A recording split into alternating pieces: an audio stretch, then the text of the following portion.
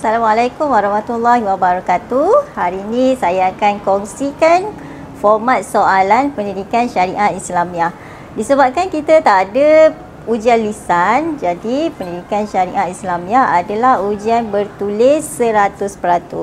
Oleh itu, semua murid kena tulis dalam tulisan jawi dan masa yang diberikan ialah selama 2 jam 30 minit. Soalan ini mengandungi 3 bahagian, bahagian A, bahagian B dan bahagian C. Untuk bahagian A, ada 20 soalan merangkumi 20 markah dan semua murid perlu menjawab soalan ini dengan memberikan satu jawapan yang paling tepat. Untuk bahagian B, ada 3 soalan.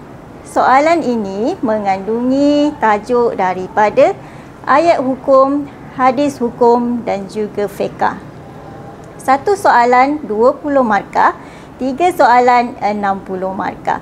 Semua murid perlu menjawab daripada bahagian B ini. Untuk soalan C, murid perlu memilih soalan di antara 4 dan 5.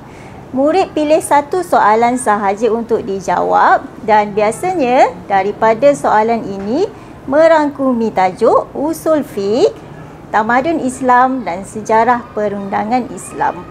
Murid perlu menjawab dengan masa yang diberikan supaya dapat menjawab semua soalan tanpa ada yang ditinggalkan. Oleh itu, murid-murid perlu membahagikan masa dengan betul supaya tak ada soalan yang ditinggalkan kosong.